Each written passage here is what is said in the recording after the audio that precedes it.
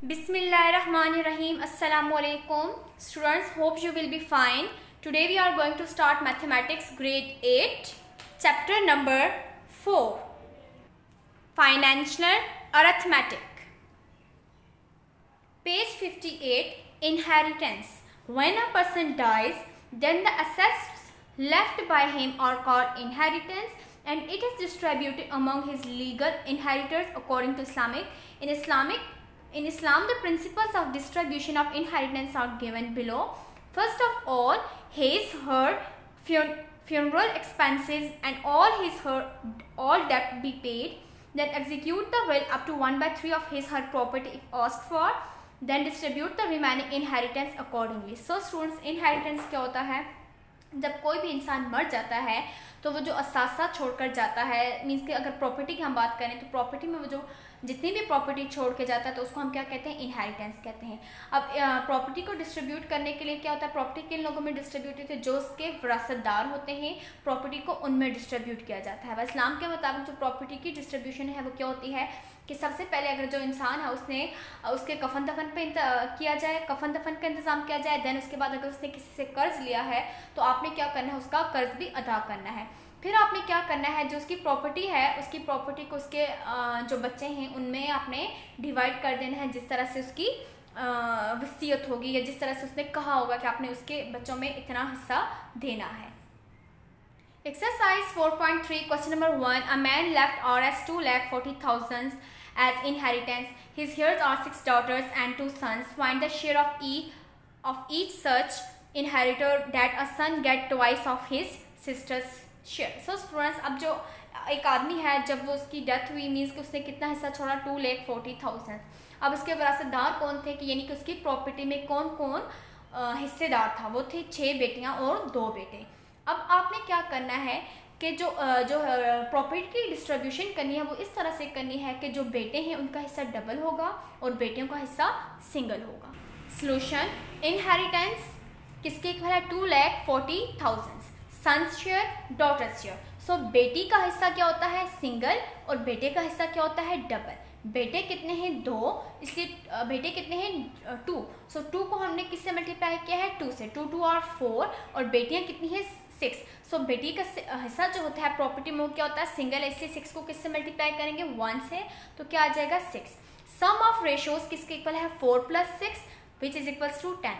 Share of 2 sons, अब देखें 2 बेटों का हिस्सा कितना आएगा? 4। So 4/10 multiply by 2,40,000। जब इसको सॉल्व आप करेंगे तो आपका आंसर आ जाएगा 96,000। मीन्स के जो 2 बेटे हैं उनको प्रॉपर्टी में से कितना हिस्सा आएगा? 96,000। ये 2 बेटों का हिस्सा है। अब हमने फाइंड करना है शेयर ऑफ ईच सन, के हर बेटे का हिस्सा कितना है। सो 96,000 को हमने किसके ऊपर डिवाइड किया है? 2 के ऊपर, क्योंकि बेटे कितने हैं?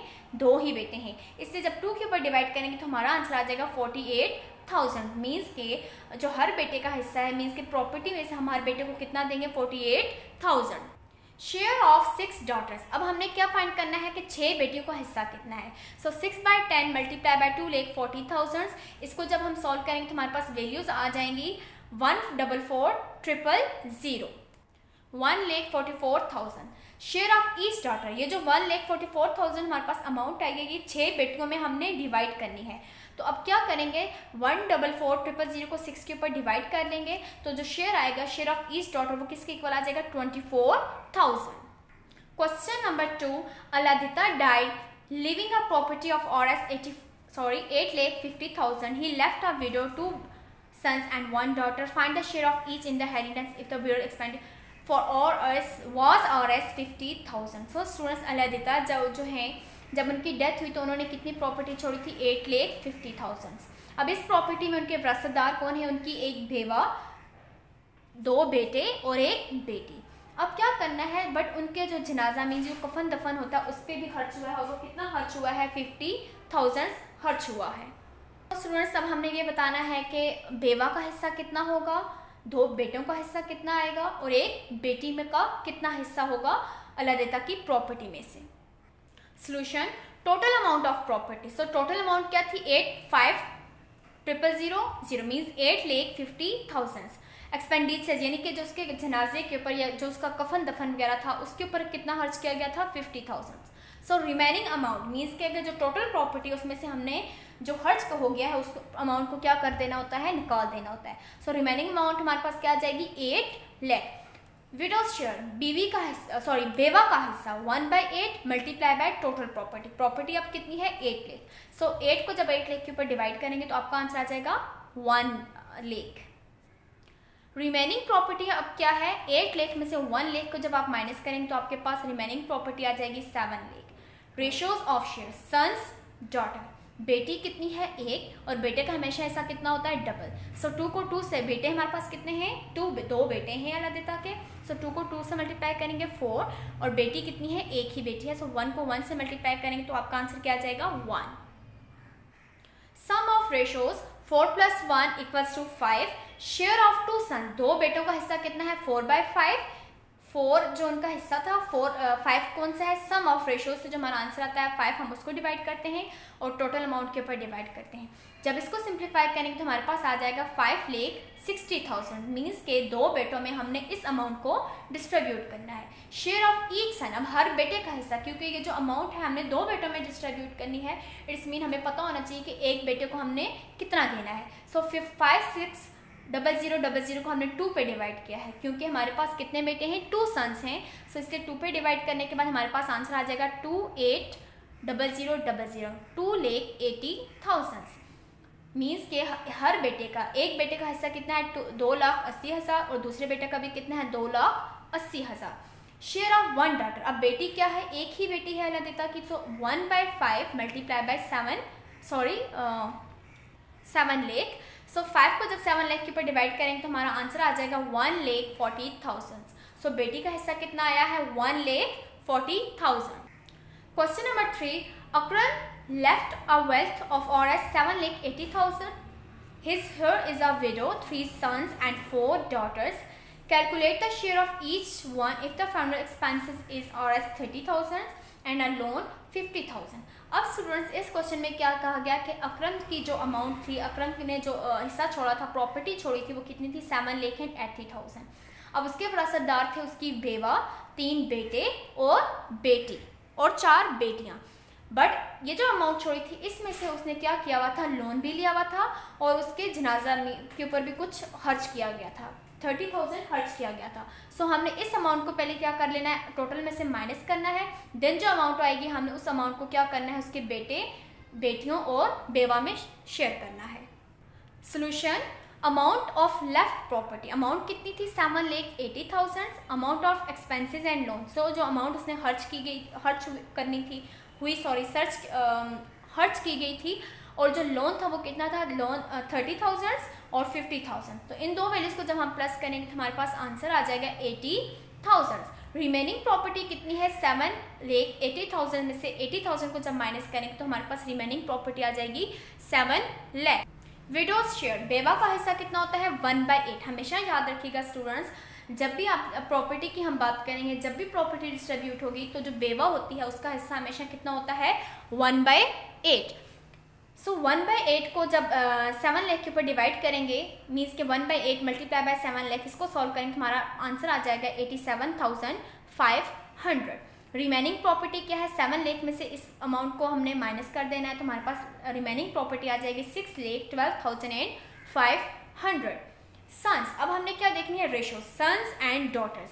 अब आप देखें बेटियां हमने यहाँ पर लिख दी हैं, पहले 4 बेटियां हैं, 3 बेटे हैं। बेटों का हिस्सा क्या होता है, डबल, 3 मल्टीप्लाई बाय 2 6।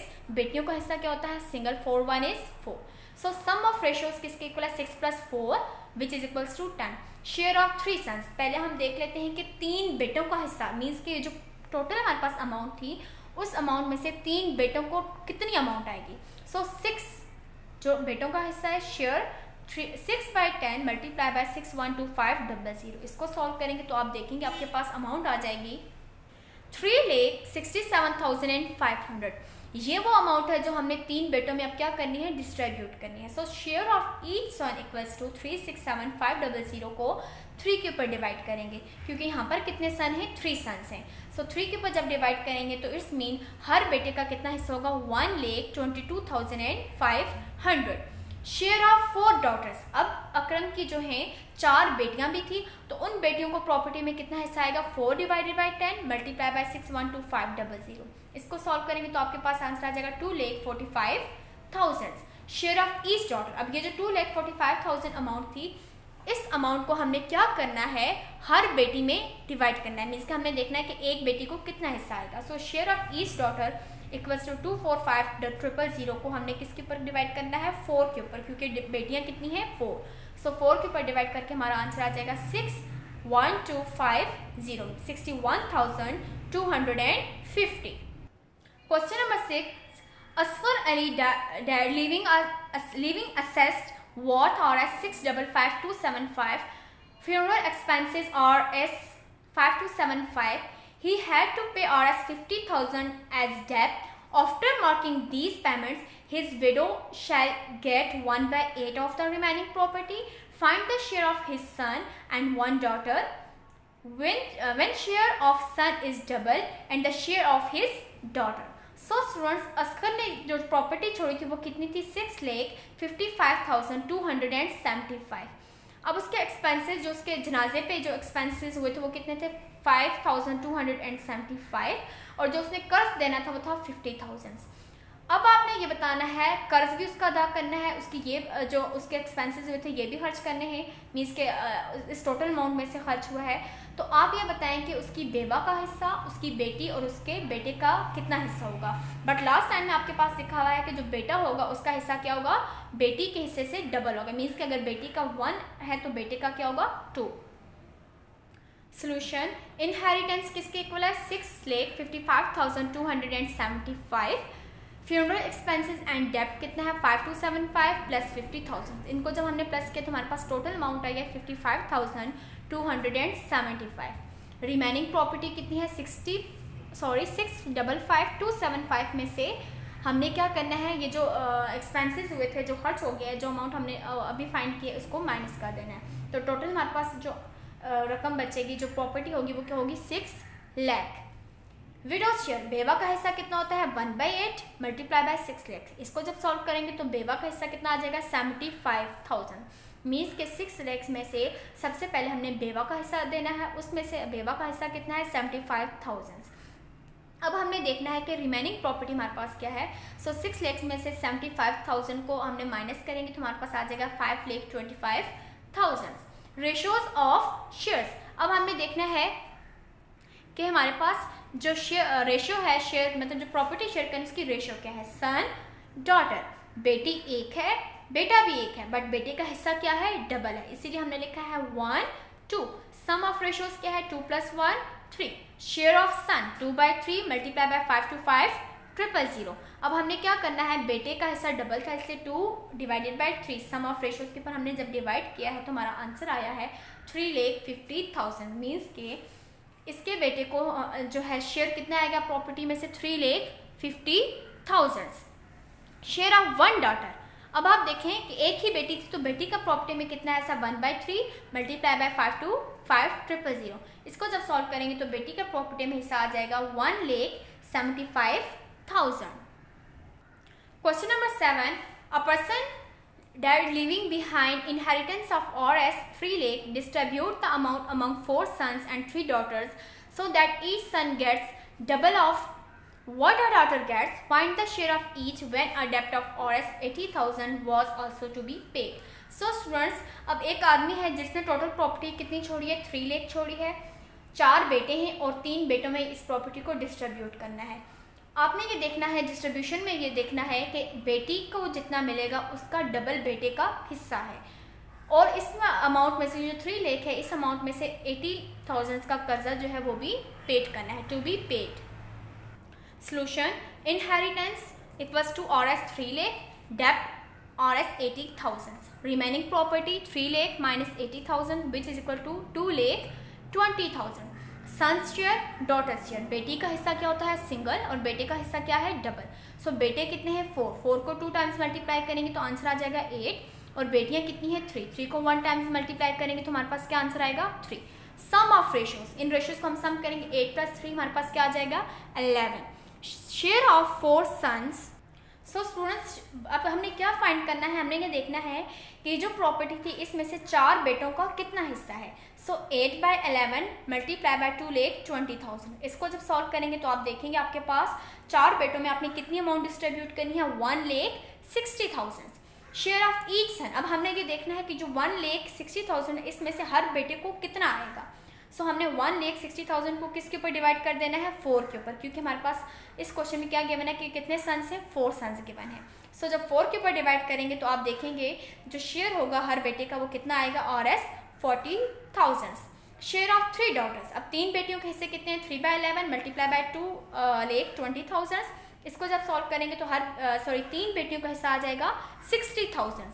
अब ये जो 60,000 अमाउंट है, इस अमाउंट को हमने किस 3 बेटियों में डिस्ट्रीब्यूट करना है। हमने ये देखना है कि हर बेटी को प्रॉपर्टी का कितना हिस्सा आएगा। So share of each daughter equals to 60,000 divided by 3। उसको सॉल्व करने के बाद हमारे पास आंसर आ जाएगा 20,000। मीन्स कि हर बेटी का प्रॉपर्टी में कितना हिस्सा है, 20,000। Question number 8, wife of Ahmad Dad leaving behind 2 daughters and a son, Ahmed got 1/4 of the inheritance of Rs 1,80,000. The remaining amount was to be distributed among her children such that each son got twice of what a daughter got. Find the share of her son and each daughter. So students, अब यहाँ पर क्या है, इससे पहले previous जितने भी हमने क्वेश्चन सॉल्व किए हैं वहाँ पर ये था कि हस्बैंड की डेथ हो जाती थी और वो जो प्रॉपर्टी छोड़ के जाता था उस प्रॉपर्टी को हम उसकी बेवा और उसके जो बच्चे थे उनमें डिस्ट्रीब्यूट करते थे। बट यहाँ पर क्या है, यहाँ पर जो है वाइफ ऑफ अहमद की वफ़ात हो गई है, यानी वो उनकी डेथ हुई है और उनकी जो प्रॉपर्टी है वो कितनी प्रॉपर्टी है, 1,80,000। अब इस प्रॉपर्टी में से हमने क्या करना है, हस्बैंड का जो है 1/4 हिस्सा यानी कि 1/4 शेयर हमने अलग करना है और जो 2 बेटियां हैं और 1 बेटा उस शेयर को भी अलग करना है।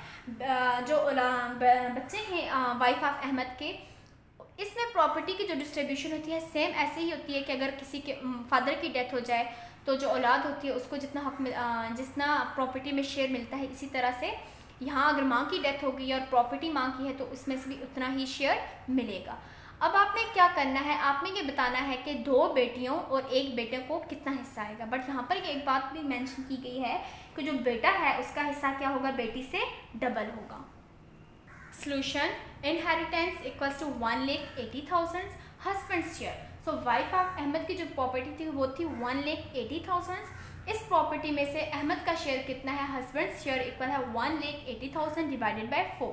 सो जो हस्बैंड का शेयर होता है वो किसके इक्वल होता है, 1/4। सो हमने इसको 4 से डिवाइड किया तो हमारा आंसर आ जाएगा 45,000।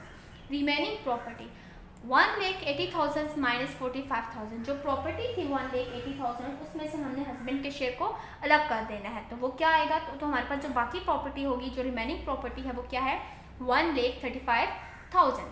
सन्स शेयर, डॉटर्स शेयर, बेटी कितनी है, एक बेटी है, बेटी का जो हिस्सा होता है वो सिंगल होता है और बेटे का जो हिस्सा होता है वो क्या होता है, डबल होता है। बेटा क्या है, कितने हैं, एक ही बेटा है, सो 1 को 2 से मल्टीप्लाई किया तो 2 आंसर आया है। जबकि बेटियां कितनी हैं, 2 बेटियां हैं, सो 1 को 2 से मल्टीप्लाई करेंगे तो हमारे पास क्या आ जाएगा, 2। सम ऑफ रेशियोज किसके इक्वल आ जाएगा, 2 + 2 which is equal to 4। Share of 1 son, अब एक ही बेटा है तो उसका शेयर क्या आएगा, 2/4 मल्टीप्लाई बाय 135,000। जब इसको सॉल्व करेंगे तो हमारे पास बेटे का शेयर आ जाएगा 67,500। शेयर ऑफ 2 डॉटर्स, अब हमने क्या फाइंड करना है कि 2 बेटियों को कितना हिस्सा है। सो 2/4 मल्टीप्लाई बाय 135,000। इसको सॉल्व करेंगे तो इसका आंसर भी क्या आ जाएगा, 67500 मीन 67,500। अब आप देखें 2 बेटियों में जितनी प्रॉपर्टी आएगी, जितना ही अमाउंट आएगी उतनी एक बेटे को आई है। इट्स मीन कि जो बेटा है उसका हिस्सा क्या हो गया है, डबल है।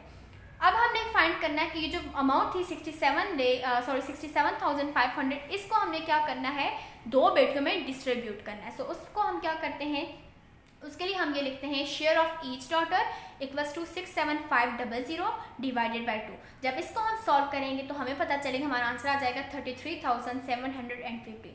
So share of each daughter किसके इक्वल आ जाएगा, 33,750। Diary exercise 4.3 question number 4 question number 5 is your homework, do it on your notebook of mathematics. जज़ाकिल्लाह फ़ी अमानिल्लाह।